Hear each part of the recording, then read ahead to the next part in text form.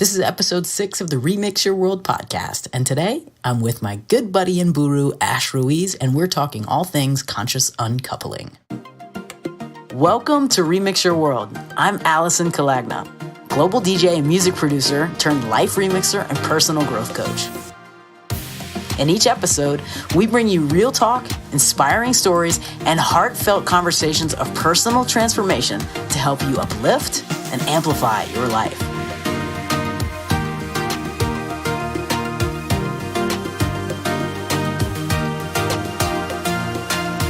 This is the Remix Your World podcast. In a nutshell, a breakup is nothing short of a once-in-a-lifetime opportunity to have a complete spiritual awakening, one that catapults you to a whole new level of authenticity, compassion, wisdom, depth, and dare I say it, even joy. Catherine Woodward Thomas, author of Conscious Uncoupling, which happens to be the topic that Ash and I are going to talk about today. So I'm going to jump right in with spiritual teacher, life coach, and my personal guru, Ash Ruiz. So if you are considering joining CIJ, these will be the last 2 classes that I will be offering for the rest of the year. You need to jump in quick. You will hear me talk a lot about CIJ in this podcast and what a difference it's made for me in my life and what a difference it's made for some of my students. So if you're in a place right now where you're figuring you want to just upgrade, up-level, remix, and rework, then I highly encourage you and invite you to join me on a powerful 8-week journey through self-discovery. You can find out all the information about CIJ at remixyourworld.com/CIJ.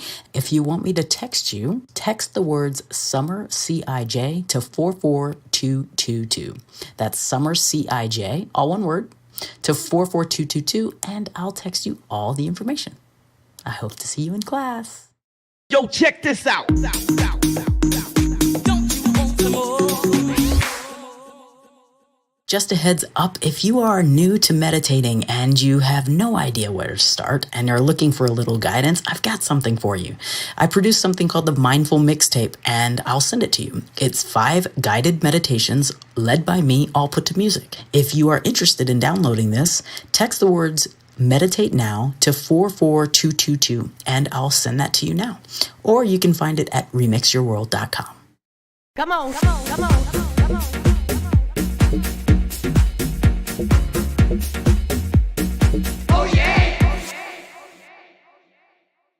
Well, hello there, Alyson Kalagna. Well, hello there, Ash Ruiz. It's so wonderful to be here and to hear your buttery, velvety voice. I've got my Maya Angelou voice on today. Yes, give me some more Maya, darling. Give me some more. Maya wisdom. I love it. And hello to everybody listening. Yes. Dios mío, ¿cómo están? Hi, loves. Yay.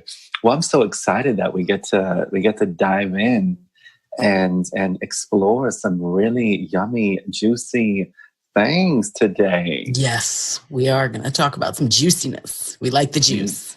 I know. Well, before I kind of like a little bit of foreplay before we get to like the panting. The foreplay produces the juice. Oh, yes, it does. So before we get into our juicy topic, I would love to just share a moment. I'd love to hear what let's say your 3 favorite things of this month are. And we could say your favorite, I don't know if you're reading something, a book or an audiobook, yes, a music, a song, or an album, and something random. Ooh, okay. Well, I'm always reading. Oh my God, I don't ever stop reading. But so which one is my favorite right now? So what I have on my bedside right now is The Sound of Yoga. Oh. Which my good buddy Steve Rawls sent, which is really mystical and kind of delicious. I would say, so that has been nice. And I'm also, I just said Maya, but I'm revisiting Maya Angelou as well. I guess because I was all inspired because it was her birthday, girl. I was like, know. Yeah. Music.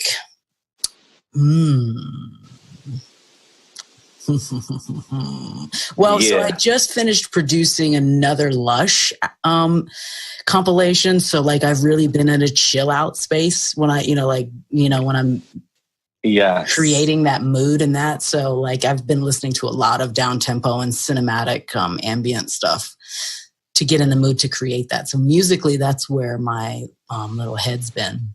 And random. Oh, random. Okay, so I've finally have kicked dairy in the bud. And it's been the hardest thing ever because I really love cheese. This morning, I'm in the grocery store and I'm standing there and I passed the cheese and I felt like a little kid. Like I was just like, oh, you passed the cheese? I passed the cheese. In the grocery store. And I was like, oh, I hate this. I want my cheese. I want my cheese. Oh, my goodness. Well, congratulations. Yes. On behalf of me and all the cows in the world. I know. Well, that and my skin appreciates. Oh, yes. I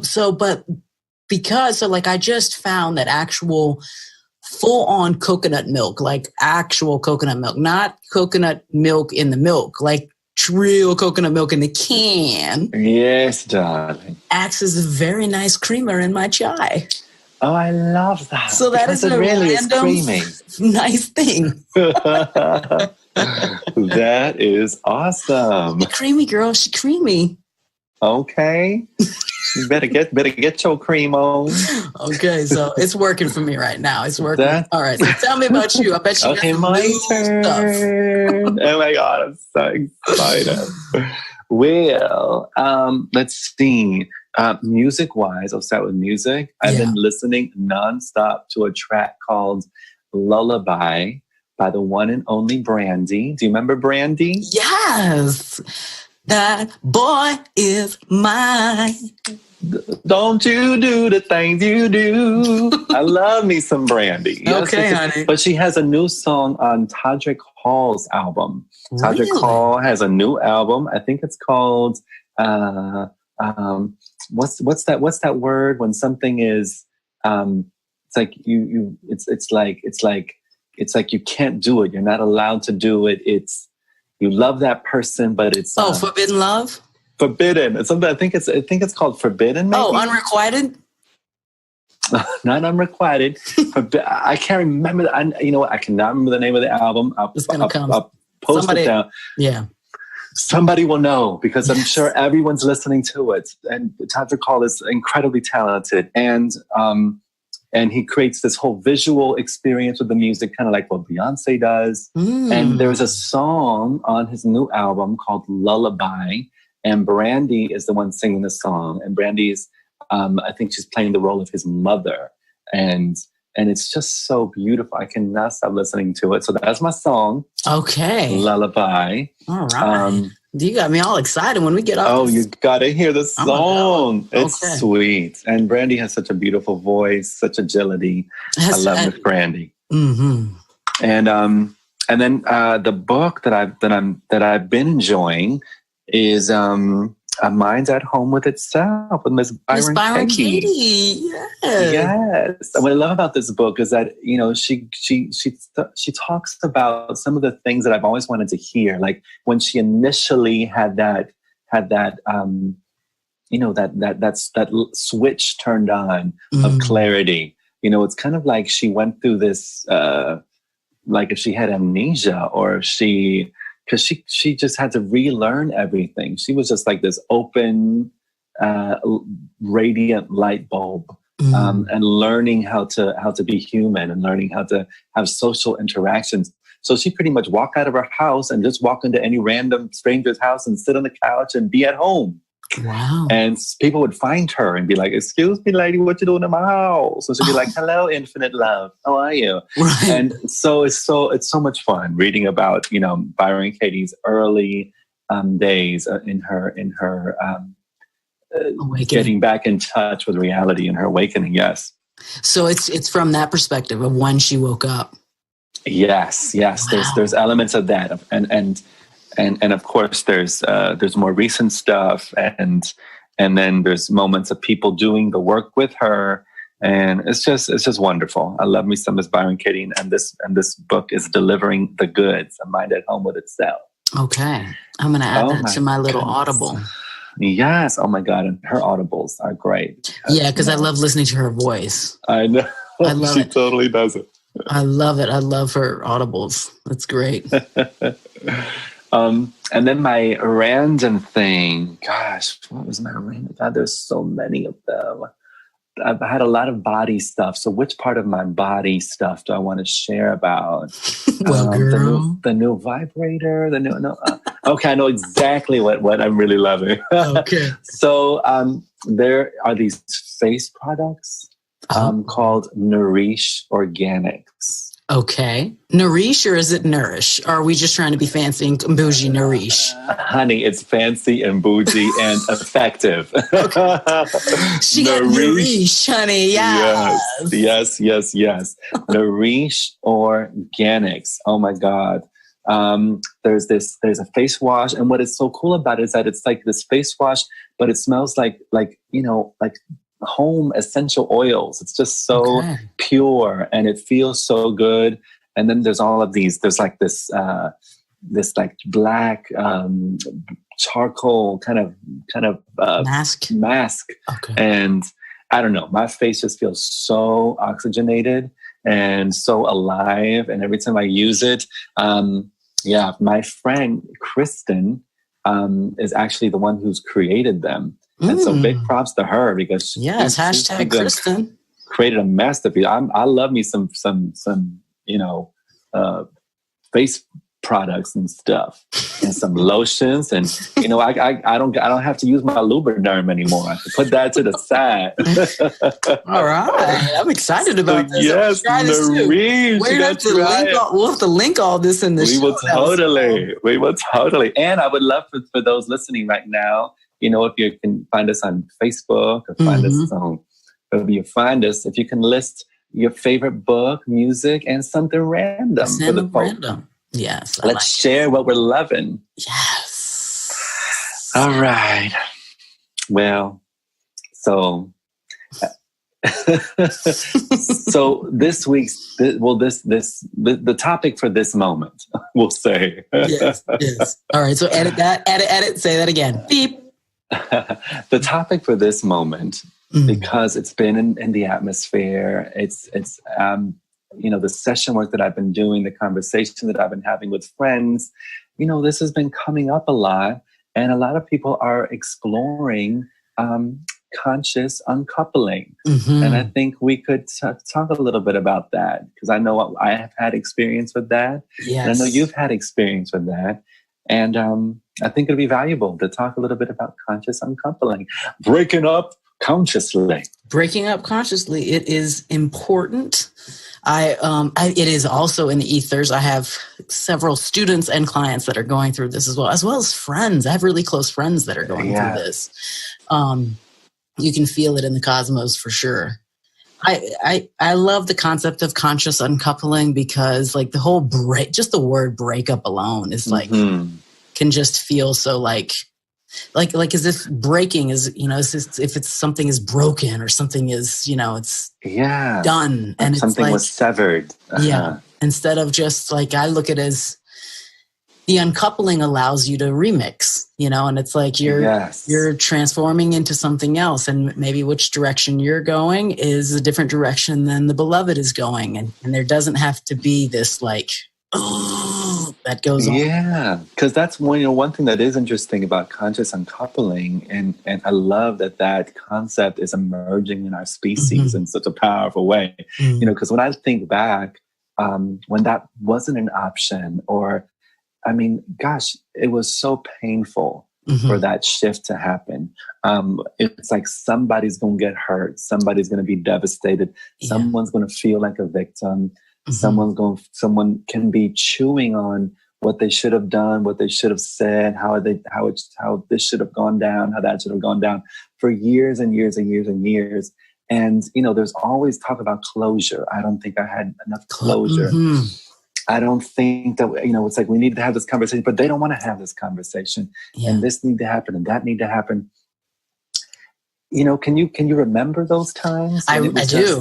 I So do. heavy. It was super heavy. And the closure loop was a big one, of like, because that loop allowed, well, I just need one more conversation, or I just need one more. Yes.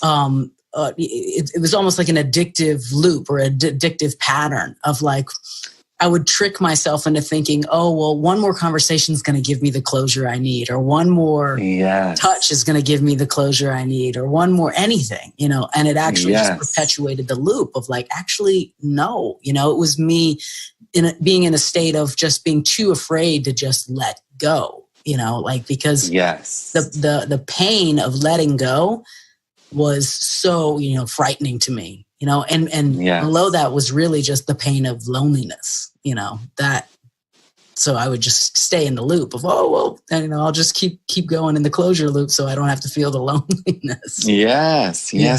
And what a loop that is. Yeah. Goodness bad gracious. Techno record.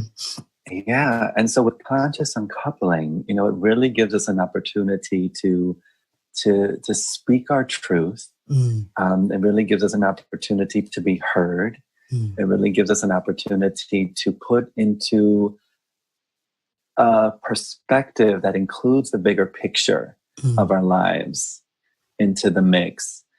And I don't know, there's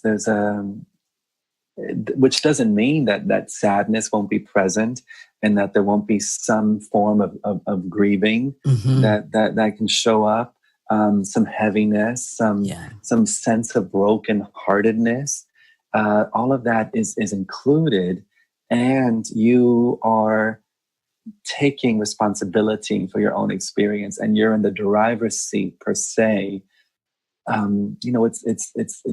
It's ending something and it's beginning something consciously. Yeah. Can you speak, so you were the one, you had a conscious uncoupling, which actually inspired my conscious uncoupling. Oh, I love that. When, with Jen and I years ago, like that, we did this closing ceremony and it was beautiful. And you were the one that inspired that. That was the first time that I had a conscious uncoupling of like, okay, like an honoring of what was in that relationship and to walk away with love and gifts and like literally a closing ceremony, and knowing that I could still leave that house and still feel sad and still feel, like a longing or a miss, but knowing that it still is over and that I'm still walking towards something. Yes. Yeah. So the way it came up for me, this was many years ago, I'd say maybe in 2006. Or 2007, 2007. I was in a relationship for many years with a beautiful beloved. And there was a moment, it's like you can feel when your lives are moving in different directions. And that was happening to us. And at first you kind of brush it off and you have your conversations, but then it just gets a little bit more obvious that, okay, we are moving in different directions. And so there was that moment I'll never forget. I just came back from tour and then we were lying in bed together and we had just woken up and we were just there enjoying each other's faces. Not in that way. That happened afterwards. No, we were just enjoying each other. And then my beloved was like, do you think it's time that we shift things? And I was like, yes, I've been feeling that as well. I think it's time that we shift things. And I think it's appropriate. There was a moment that my beloved, that a thought hit. I'll never forget the way his face shifted. And I was like, what thought is that? Because we're there and it's all nice and soft and sweet and supportive. And then I saw his face contort. I saw like, a thought hit. And he had a very interesting thought. This was around the time of when the whole thing happened with the bailout and a lot of people lost a lot of money. And this beloved had lost a lot of money he was a day trader and stock stuff, lost a lot of money in that arena. And he had the thought that I was okay with us ending because he ain't had no money anymore. He didn't have any more money. So the beloved had this thought. And I, I'm like, what thought is it? And this is what he said. I've had the thought that you're not going to love me because I no longer have these resources. And then we did the work, a very light version of the work. I was like, how do you feel when you believe that thought? You know, and he's like, I feel used. I feel angry. I feel sad. I was like, how do you see me when you believe the thought? He's like, I see you as selfish. I see you as heartless. I see you as not the one that I love. And I was like, how do you see our relationship when you believe that thought? And he said, I see it as not being real. I question if there was ever any genuine love here. And then I asked him, who would you be without that thought? Who were you before that thought? And he's like, I'm here in bed with a human being that I love. Yeah. And it's amazing how we can have these thoughts and they just color our worlds. And so we had that moment, and then we were together for another 3 months. It was like, you don't have to leave right away. Right. We can take your time with it. Take your time with where you're going to go and what you want to do and where you want to move. He decided he wanted to move back to Boston. That's where his family was from. And so I was like, there's no rush here. Right. So what was so great is that we did this consciously. There's still a lot of love. I would say that we've had the best sex after we consciously broke up. We had, the days, and people were confused because I'd share with my friends that, Jeff is moving back to Boston and we're no longer together anymore. People were so confused because we were so in love still. We were still holding hands and cuddling and, in our vulnerability and our honesty and our telling the truth, there was still such respect there and such support. So we decided to have a ceremony. I had never seen this before, but it felt so clear to have a ceremony. We invited all of our friends and family. We all wore white. I did something where I got all these seashells and I had people write a personal note to him on these seashells. Since he was going back to Boston, I love being a little cheesy. I can't help it, darling. I can't help it. Give him something from the fire dragons in us, romantic. Yes, it is. Yes, I love it. And just give him a little bit of Miami Beach, a little bit of South Beach, a little seashells. And people did that. They wrote things, and we had a ceremony. We had a potluck. It was at a park, and then we had a moment where we exchanged vows. They weren't the vows of starting a relationship or a wedding. They were vows, our vows were, we honored what we learned from each other. So I learned this and this and this from you. And then we also shared the blessing and the vision we have for each other, for our future, and that was really, really, really powerful. And then he left a week later and I took him to the airport and we cried and we made out right before he got on and I cried all the way on the drive back from Fort Lauderdale Airport to Miami. But it was so much love. I mean, the tears were liquid love and liquid gratitude. And gratitude for having this experience. And gratitude for what's to come in my life and for what's to come in his life. Yeah. This is life is huge and this universe is huge and our time here is precious. And, each of us are on this adventure of life. This idea of holding on to someone or imprisoning them inside your heart. I see that shifting and I'm happy it is. Yeah, that's beautiful. I remember you telling me that story and then Jen and I were like, do you want to have something like Ash told us? And I was like, yeah, let's do it. Oh my God, I love it. And we didn't invite friends or anything. Yeah. We did it ourselves. We went in the house, we sat in a circle, towards each other. We lit a candle and gave each other gifts and shared, this is what I learned from you, very similar in that. Yes. And at the end, this is what I wish for you. And at the end, we decided we were going to blow the candle out together. And then that was it. And we Oh, I love that. Blow the yeah. candle out together. And then, That's I left beautiful. and that was it. And it was like, and now what's beautiful about it is because now it's like Jen and I are just like one of my besties now, and it's like, Yes. we had our moments of like, we had to go and have the no contact and all, there were things that we chose to do. That was our agreements. But like now we're like, BFFs. There's no, no missing there. Yeah. Well, what do I you love suggest? That. Hi, So Jen. it's, hey, Jen. So like, but curious though, because I have these conversations with some people that are already in a state of so much anger and so much in a state of victim consciousness, right? Like yes. where they haven't really gotten the concept of like, oh, well, owning their part of the relationship, are still very much in a place of blame, shame, and criticism, Yes.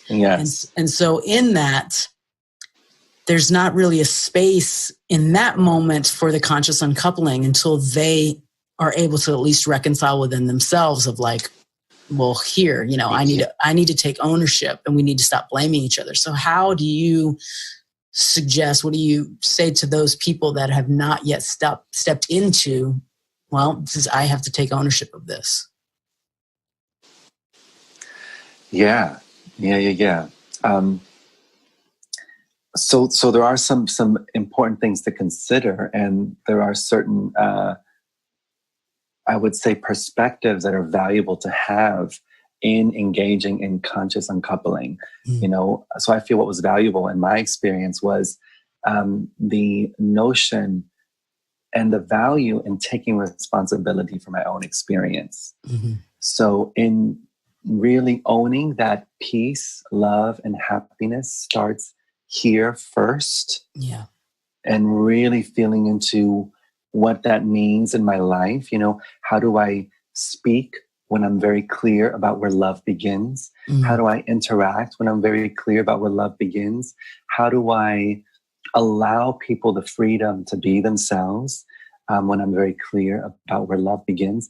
How do I not allow people to be themselves when I'm not very clear about where love begins? When I think that love begins with you outside of myself, Lord have mercy, can the strategies and the manipulation can really come into effect as that I need to make this work and I need to make this person stay because, this person leaves means love is leaving. And I don't want love to go nowhere. Right. Which comes from scarcity. But it's, yes. Yeah. Go ahead. Yeah. So it's good to have to give yourself the education, to give yourself the space, the time to really get clear about where love begins, where peace begins, where honesty begins. And that's with ourselves. And so that was clear in this relationship. I think it's also important to hold the perspective. Let me just find the right way of saying this. So we talked about where love begins, taking responsibility, and also to hold the perspective of what is relationship? What is the purpose of relationship? What is the value of relationship? So I think I was able to move into this conscious uncoupling and able to have the thought arise that we do something like a conscious uncoupling ceremony, because it's so clear to me that relationship isn't about staying together. Right. Isn't about, it's, we're all free. We're free. Coming together to love each other for however long that is a miracle, and it's powerful and it's precious, and we're all free. Yeah. And this evolution of the soul isn't limited to time. And so it was clear to me that relationship was for learning. Relationship was for, it's kind of like if you really want to see where your limited perspectives are and your limited beliefs are, get your ass into a in a relationship. Amen. Amen. The most growth. The most growth. You know, you are faced with supercharged. all of your shadows, all of your stuff, all of your insecurities, all of it, everything. And I love what you said about free, because so in the relationship that I'm in now with my beloved, this is the first time that freedom has been this value that we share, as our coming together. And my mantra from the moment we started dating, from the very first date, my mantra has been Thich Nhat Hanh's quote, "You must love a person in such a way that the person you love feels free." And every day in this relationship, I check in with that. You know, is this how I'm loving her? And yes. And so when those moments of like things happen, it's like I have to then check in with that. It's like those moments of insecurities, those moments of, well, what ifs? And, you know, because we're human, they happen. And, and I come back to this every single time. You must love a person in such a way that the person you love feels free, because we are all free. All of us. Beautiful, beautiful, beautiful, beautiful. I love that quote. Mm-hmm. Yeah, and it's so true. You know, it's so freeing for them, and it's so freeing for us. Yeah. You know, because haven't you noticed in the times that, let's say, back in the day when we weren't so conscious in our relationships, I know, you know, I can speak for myself. It was so heavy when I wanted the person to be a certain way, or do something a certain way, or act a certain way, or love a certain way. I was not just putting them in a prison of these unquestioned assumptions, but I was putting myself in a prison. I felt heavy. I felt I felt caged. I felt it was like I was claustrophobic from my own mind, and it's so kind to ourselves and to others, this notion of love being freedom. Yeah. Oh my gosh. Yeah. On all of that, such like the pain that I was feeling, you know, by my own stories, my own expectations and assumptions. Like, yeah. Oh my goodness, those days. I know, and I just give a hug to anyone that are experiencing those days as these days right now, because we're all on our own journey. So send so much love and hugs to anyone listening to this that may be still experiencing. And I'm open to experiencing that again. That's what's so beautiful about freedom, is that it's not like I'm sitting here having this conversation saying that I'm never going to do that again. I don't see it happening again. And I know that life is much bigger than my idea of the next moment. And so there's a willingness present. There's a willingness to be totally blind to my own shadows, and to be totally caught up in an illusion of something outside of me being the source of my fulfillment.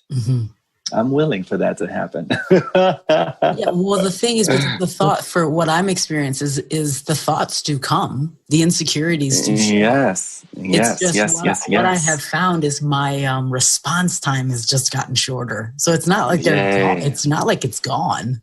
You know, I totally have moments where, you know, I'll say to Sway, I'm feeling this right now, you know, like I'm so insecure in this moment, you know? But that's the beauty of it, right? It's like, it is the beauty of it. Knowing that that's what it is. Yeah. Well, you know, I loved how you said that and how you worded that, because I think that's so important in our relationships with communication, is, you know, taking responsibility for what we're feeling. So I love that you were like, I'm feeling this, as opposed to you did this and you said this and you should do this. This is what I'm feeling. You know, one of the things that I'm not in a relationship right now in the traditional sense. But one of the things I love to tell someone I'm in relationship with, if stuff is coming up, I like to say, "Oh, there are some thoughts here. Let me just share some of these thoughts that are appearing." You know, and what's so great about that is that it just kind of takes the sting out of it being personal. Takes the sting, because it really is not. You know, it's like, I love how Miss Byron Katie, which is the lady of the book that I love, one of her quotes is, no two people have ever met. Mm.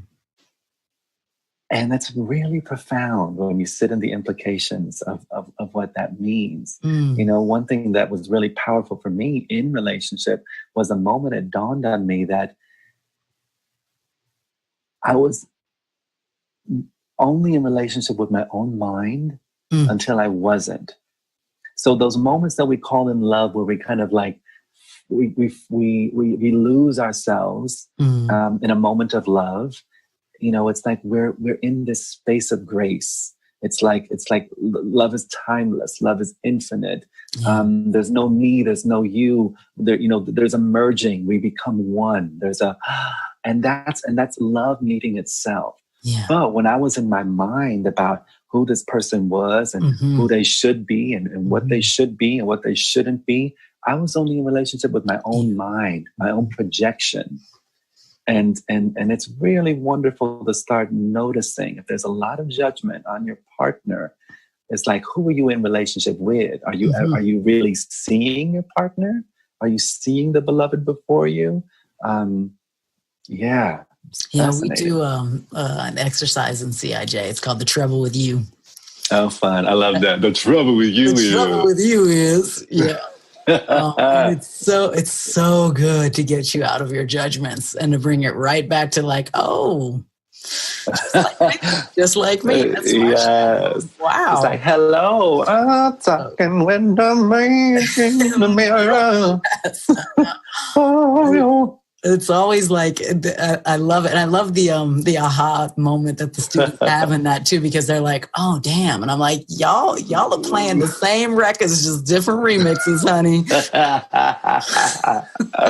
Yes. It's such a great exercise. I love it. It's so great. And I love that. Y'all are playing the same records. It's so true. I mean, that's one of the things I love about this whole awakening spirituality thing. Is that, you know, I didn't get just to fall in love with our divinity. I got to fall in love with our absurdities. And I didn't get to see myself in a namaste of I see the light and divinity in you. Right. But I got to see myself in a namaste of I see the crazy in you. Yes, as me and the too. Fertilizer. And the fertilizer as me too. It's like, yes, we're really all of us in this together. And it's powerful. Yeah. So what would you say? So someone who is considering either leaving or staying their relationship, and they're in a place of, you know, should I stay or should I go? And I always am very much about, you know, like meditate on it. What does your body feel like? Does it feel like it's a yes or is it a no? I feel like all life's questions can be answered in a yes or a no, and our bodies just know. But what would you say to someone, you know, who's in that as well? Like, you know, what would you say for them to do? Yeah, well, you know, I fully agree. Meditation is a huge part. You know, the benefit of meditation, it gives us the opportunity to get still and to get true and to get quiet and to be in a receptive space where we're not only listening to our intuition, but we're also listening to the subtle movements of life or the not so subtle movements of life. We're present to, you know, life being the guide, life showing us the way. And that can include a feeling, that can include a sense, that can include a circumstance, something coming up that's just like, oh yeah, that's so clear that now it's time to shift the green screen. And yeah, so meditation is huge. Anything that supports us, you know, whether it be walking in nature, whether it be dancing, whether it be music, whether it be creating art, anything that puts us into that beautiful communion with who it is we truly are is valuable and really effective at getting clear about where the next moment is leading, whether to stay in a relationship or to shift that relationship. And maybe it's staying and leaving in the traditional sense of you guys, you know, staying in relationship or not staying in relationship. Because sometimes what happens is that you have a total shift in yourself and because there's a shift in the relationship with yourself, you have shifted the relationship, and then maybe you stay together.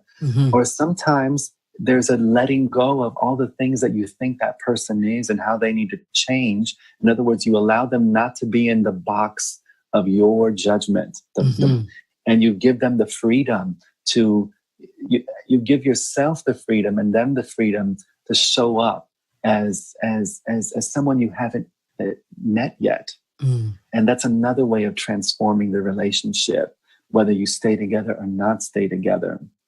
The cool thing is that whether you stay together or not has nothing to do with your capacity to be at peace with yourself in the moment. Amen. Can I get a gay man? Yes. Hi. My happiness is my happiness. Your happiness is your happiness. Your happiness. I'll show you my happiness if you show me yours. Awesome. Well, this is good. I hope this has been helpful for some of the beloveds who are curious about whether they should stay or go, or the idea of a conscious uncoupling. Yes. Yeah. Conscious uncoupling, just as fun as conscious coupling. Well, I appreciate you coming on today.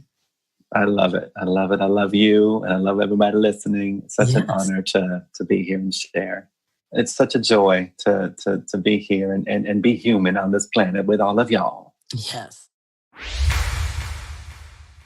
So that's it for this episode. I hope you enjoyed Ash and I's talk about conscious uncoupling. Maybe you have something about this subject that you'd like to share. Perhaps you've had a conscious uncoupling, or you're considering it, or you're in a space of, hell no, I ain't having no conscious uncoupling. Whatever it is, your opinions are welcome.